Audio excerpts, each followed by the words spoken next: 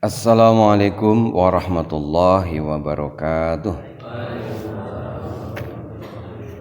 Ibda'a limardatillah wa rahmatihil fatihah. A'udzu billahi minasy syaithanir rajim. Bismillahirrahmanirrahim. Alhamdulillahi rabbil alamin arrahmanir rahim maliki yaumiddin. Iyyaka na'budu wa iyyaka nasta'in ihdinas siratal mustaqim. صراط الذين أنعمت عليهم غير المغضوب عليهم ولا الضالين رب اغفر لي ولوالدي وللمؤمنين آمين نحمدك اللهم كما أمرتنا أن نحمد ونصلي ونسلم على سيدنا محمد وعلى آله وأصحابه والتابعين والتابعيهم بإحسان إلى يوم لقاء الله الصمد أما بعد. Hadirin hadirat jamaah salat subuh Masjid Baitul Jannah rahimakumullah. Alhamdulillahirabbil alamin. Mari kita senantiasa bersyukur pada Allah Subhanahu wa taala atas segala nikmat yang Allah berikan. Tiada hentinya, tiada putus-putusnya Allah memberikan kita nikmat. Mudah-mudahan nikmat-nikmat ini tuqarribuna ilallah, mendekatkan kita kepada Allah Subhanahu wa taala. Salat dan salam kita haturkan pada junjungan kita Nabiullah Nabi Agung Muhammad sallallahu alaihi wasallam. Mudah-mudahan kita menjadi umat-umat Nabi Muhammad SAW yang diberi syafaatnya fi yaumil qiyamah, amin ya rabbal alamin. Alhamdulillah rabbil alamin. Pagi hari ini kita bisa melanjutkan kembali bersama-sama kita belajar, di antaranya mempelajari pesan-pesan Rasulullah SAW. Mudah-mudahan bisa untuk memperbaiki kehidupan kita, terutama dalam pengabdian kita pada Allah Subhanahu wa taala.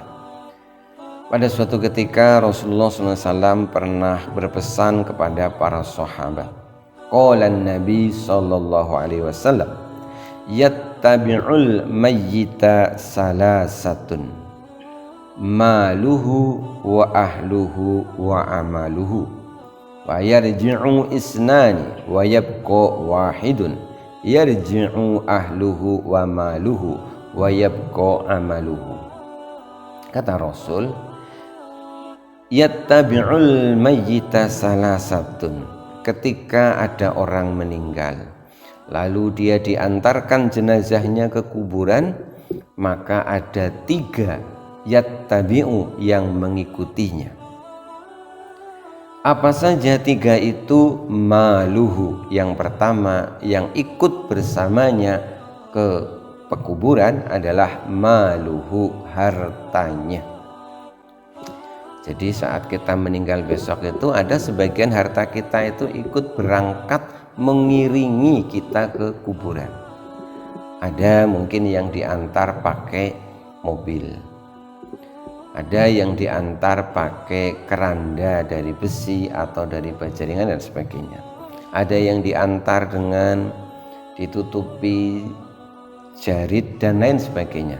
Itu termasuk harta yang mengiringi saat kita diantar ke kuburan.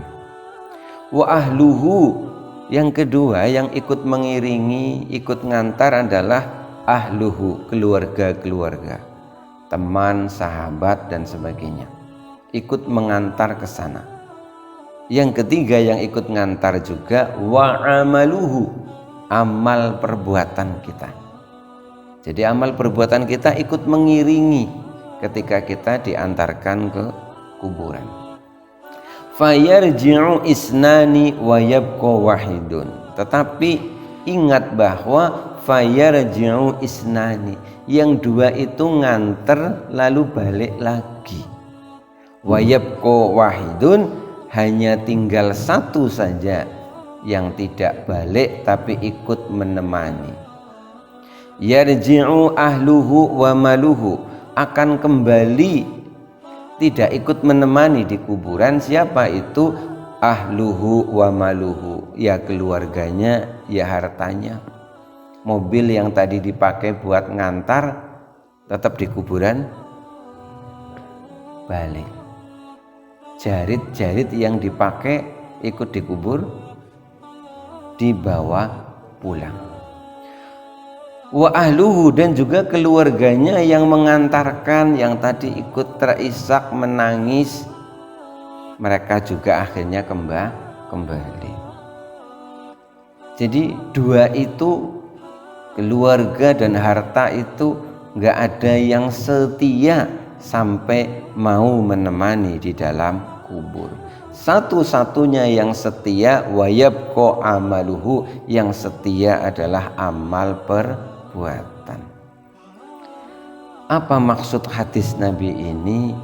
Bahwa kita boleh membangga-banggakan, boleh senang punya keluarga banyak, boleh senang, boleh bangga punya harta yang banyak, tapi jangan sampai lupa bahwa saat kita di alam kubur nanti itu, keluarga kita itu kalau nggak orang soleh itu nggak bisa nolong kita. Harta kita itu kalau nggak ditasarufkan di jalan Allah juga tidak ada yang bisa nolong kita. Amal kita lah yang akan menemani kita. Nah, amal itu banyak diceritakan itu. Kita punya amal, ada amal baik, ada amal yang tidak baik. Amal-amal yang baik itu kadang-kadang itu menemani kita dalam wujud yang lain, dalam wujud yang menyenangkan. Sedangkan amal-amal yang buruk dalam wujud yang tidak menyenangkan. Nah, makin banyak amal-amal baik kita, ya insya Allah di alam kubur itu bahagia karena banyak yang menemani. Maka ada istilah itu, orang di alam kubur itu tidur seperti tidurnya pengantin baru. Pengantin baru itu kalau tidur rasanya cepat apa lama? Cepat ya. Cepat. Karena apa? Karena tidurnya bahagia. Sedangkan orang yang amalnya tidak baik itu ya kayak orang tidur, tapi mimpi ketemu mak lampir dan gerandong. Tidurnya cepat apa lama? Lama ya. Kalau mimpi tidak enak itu kayak lama. Maka begitu penting sekali ulama selalu mengingatkan kepada kita, kita ini di dunia itu harus selalu ingat bahwa kita ini harus bercita-cita, akhirat itulah yang harus jadi tujuan. Akhirat itu adalah yang paling utama. Dunia ini itu cuma salah satu pos. Ini bagian perjalanan kita menuju akhirat. Dan pintu gerbang yang pertama memasuki alam akhirat adalah alam kubur. Hati-hati. Apa yang perlu kita hati-hati? Hati-hati karena kehidupan dunia ini banyak membuat kita lalai, banyak membuat kita lupa. Maka ada ulama, salah satunya Syekh Muhammad bin Shalih, itu mengingatkan kepada murid-muridnya. Beliau mengingatkan, wa kullama ghafala qalbuka wandabahat nafsuka fil hayati dunya fakhruj ilal kubur. Wa kullama ghafala qalbuka, setiap kali hatimu lalai karena kehidupan dunia yang begitu gemerlap ini, wandabahat nafsuka fil hayati dunya, dan setiap kali nafsumu, dirimu itu larut dalam kehidupan dunia, fakhruj ilal kubur, keluarlah engkau, pergilah engkau ilal kubur, ke kuburan. Kalau hatimu itu kok sering lalai, dunia yang gemerlap ini sering membuatmu itu lupa, hatimu sering lalai, maka untuk mengingatkan kembali disuruh ke kuburan. Wa tafakkar fiha ulail qaum, di sana renungkanlah mereka-mereka yang telah dikubur. Renungkan, pikirkanlah tentang mereka yang telah meninggal. Apa yang harus direnungkan? Alladzina kanu bil amsi misluka 'alal ardi ya'kuluna wa yasrabuna wa yatamatta'una. kau renungkan, kau pikirkan, alladzi kanu bil amsi, mereka itu kemarin itu loh, misluka masih sepertimu, alal ardi di atas bumi, mereka yakuluna makan bareng, wayasrobuna minum bareng, wayattamatta'una dan mereka itu bersenang-senang bareng-bareng. Nek atimu banyak lalai, banyak lupa, pergilah ke kuburan, merenunglah di sana, renungkan mereka yang telah meninggal dunia bahwa kemarin mereka itu bareng-bareng dengan engkau, makan bareng, minum bareng, senang-senang bareng. Wal'an aina dhahabu, kata sang syekh, wal'an sekarang kemana mereka pergi? Teman-teman ngobrol kita kan sudah ada yang mendahului nggih. Teman makan bareng kita masih utuh mboten? Sudah tidak utuh. Teman kita senang-senang bareng masih utuh? Tidak, sudah ada yang mendahului. Wal an aina dabu, sekarang kemana mereka? Pikirkan kemana mereka. Sarul an murtahinina bi a'malihim. Ketahuilah, sorul an, mereka itu teman-temanmu yang dulu makan bareng, minum bareng, senang-senang bareng, mereka itu sekarang murtahinina bi a'malihim, mereka itu sedang tergadaikan oleh amal perbuatan mereka. Maksudnya apa? Nasib mereka itu saat ini di alam kubur sangat bergantung dengan amal perbuatan mereka sewaktu di dunia. Sesuatu yang tergadaikan itu kondisinya menyenangkan apa tidak Pak Ibu? Jenengan seneng-seneng duwe emas, ternyata kebutuhan akhirnya digadaikan, padahal jenengan kepengen nganggo, susah ngoten. Mbok ya sing digadaikan itu kwitansinya baik kayak ya. Surul an murtahina bi amalihim, renungkanlah mereka saat ini itu tergadaikan, nasibnya tergantung amal perbuatan mereka. Lam yanfa'hum illa amaluhum, tidak ada manfaatnya bagi mereka kecuali hanya amal perbuatan mereka. Pikirkan itu, kalau hatimu lalai, banyak lupa, diajak ibadah itu sulit, pergilah ke kuburan. Jadi kuburan itu mestinya itu, kalau menurut saya loh ya, kuburan kita itu kudunya meniru umat lain loh. Saya tuh kadang-kadang iri sama saudara kita bangsa Tionghoa, kuburannya itu bagus-bagus. Kita itu saja berdoa, ya Allah, Allahumma ja'al qabrahum rawdatan min riyadil jinan. Ya Allah, jadikanlah kuburnya orang ini taman seperti tamannya surga. Itu jelas itu doanya. Jadikan kuburnya orang ini seperti taman-tamannya surga. Malah yang ngamalkan orang lain.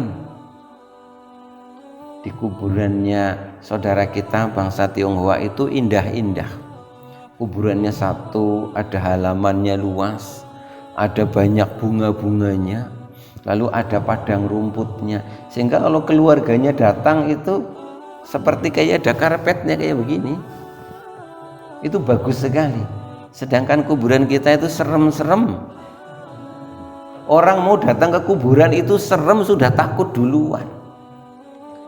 Maka menurut saya itu kuburan itu harus dibikin indah supaya orang pada seneng datang ke sana. Kalau perlu itu ada taman bunganya, sampingnya ada kolam renangnya. Jadi engkau berziarah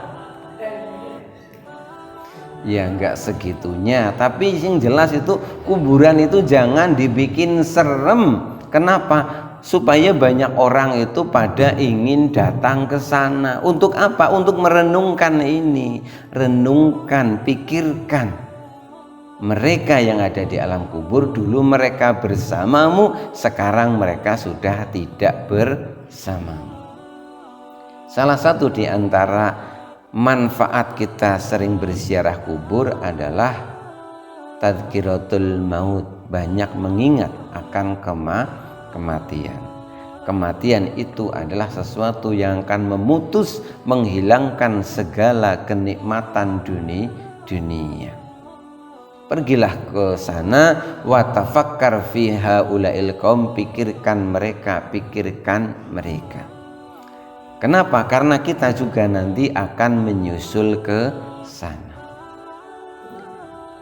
Persiapkan sebaik mungkin bekal sebanyak-banyaknya. Makin banyak kebaikan yang kita lakukan, makin banyak amal-amal baik yang akan menemani kita. Kita tidak bisa mengharapkan keluarga kita, tidak bisa mengharapkan harta-harta kita, kecuali mereka semuanya, keluarga kita baik-baik, harta kita juga ditasarufkan yang baik-baik.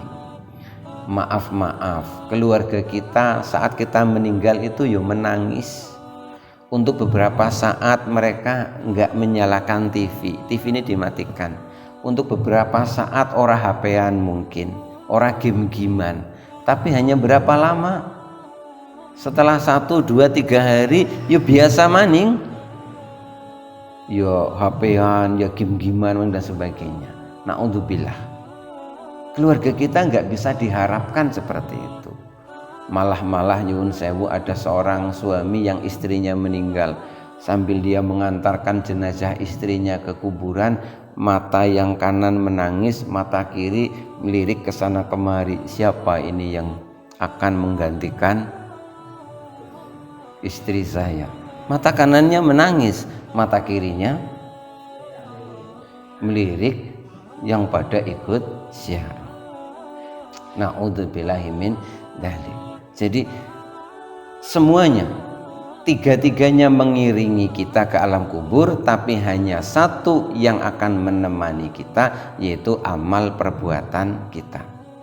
Harta-harta kita itu sangat banyak. Kata guru saya itu punya analogi perumpamaan yang gampang dipahami. Kalau engkau mau pergi ke luar negeri, mau ke Amerika, bawa uang rupiah, kepake apa tidak? Enggak kepake. Harus ditukar dulu jadi dolar. Kalau mau ke Arab Saudi, tukar dulu jadi real. Nah, kalau kita punya duit banyak nih, kita mau ke kuburan, uangnya ditukar dulu pakai apa? Nah, uang kita itu harus kita tukar dulu. Harta kita itu harus dibawa ke money changer dulu. Apa ke money changer? Tempat penukaran uang. Dan Allah telah menyediakan tempat penukaran mata uang akhirat itu bertebaran di mana-mana. Bisa ditukar ke tetangga, bisa ditukar ke masjid, bisa ke tempat anak yatim dan sebagainya. Nah, harta-harta yang kita tasarufkan seperti itu seperti kita tukar. Nah, harta itu besok itu akan menemani kita di alam kubur. Ada juga yang pakai perumpamaan seperti orang akan bepergian. Bapak Ibu, kalau jenengan dikabari, Bapak Ibu bulan depan atau tahun depan jenengan akan saya ajak pergi, dan jenengan tidak boleh menolak dan tidak bisa menolak. Dan ingat sekali, panjenengan nanti pergi, panjenengan tidak akan bisa kembali lagi. Dan pada saat panjenengan itu nanti pergi, panjenengan tuh hanya boleh memakai selembar kain saja yang berwarna putih. Nah, sekarang mumpung waktunya belum datang, kalau kalian punya banyak harta, kepingin besok ketemu lagi harta itu, apa yang harus dilakukan? Kirimkan terlebih dahulu, karena saat besok pergi nggak boleh bawa banyak. Maka sekarang kirimkan dulu, kirimkan ke alamat yang sudah jelas. Nah, pergi kemana? Kita mau pergi ke alam kubur, kan sudah jelas ya alamatnya ya. Petugas posnya juga sudah jelas. maka kirimkan dulu harta-harta itu ke sana.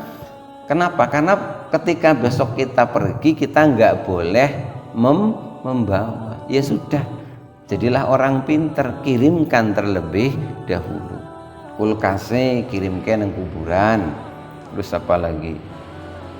Nah, harta-harta itu maksudnya kirimkan itu kayak tadi, tasarufkan di jalan Allah Subhanahu wa ta'ala. Semua harta kita itu biarlah habis, tidak apa-apa, yang penting habisnya itu diniati habis untuk ridhonya Allah Subhanahu wa ta'ala. Jangan ada yang disesali dengan habisnya harta. Harta kita itu dipakai tidak dipakai itu tetap akan habis, dan habisnya cuma dua macam. Kalau tidak habis di jalan yang diridhoi Allah, ya tetap habis di mana? Di jalan yang tidak diridhoi oleh Allah. Maka guru saya itu sering memberi contoh begini. Kalau uangmu habis buat bayar SPP, buat beli buku, buat beli kitab, kamu harus tersenyum bahagia. Alhamdulillah uangku habis, gue bayar SPP, gue bayar kitab, gue beli buku. Alhamdulillah. Kenapa? Karena habisnya itu di jalan yang diridhoi Allah. Sebab kalau nggak habis di jalan yang seperti itu, ya tetap saja akan habis, tapi habisnya di jalan yang tidak diridhoi Allah. Saya ingat dulu waktu saya masih mondok itu, kalau saya pulang itu bapak saya tuh menyambut dengan bahagia. Kenapa bahagia? Mesti mengkop baliknya mesti njaluk duit sih. Bahagia dari bapakku itu, alhamdulillah nak kowe bali. Jadi bapak iki mengko duwite genah. Enteke genah nggo nyangoni kowe mangkat mondok. Nek ora mengko ya wis entek, mbuh nggo ngapa, mbuh nggo udut, mbuh ngapa orang ngerti pokoknya. Tapi kowe bali genah duitku le habis. Nek dipikir-pikir jenengan lebih seneng duitnya entek sing jelas apa sing ora jelas? Kan jelas loh ya, dirunut kan genah. Mau semene habis di sini kan alhamdulillah. Dan itu yang akan insya Allah menemani kita di alam kubur.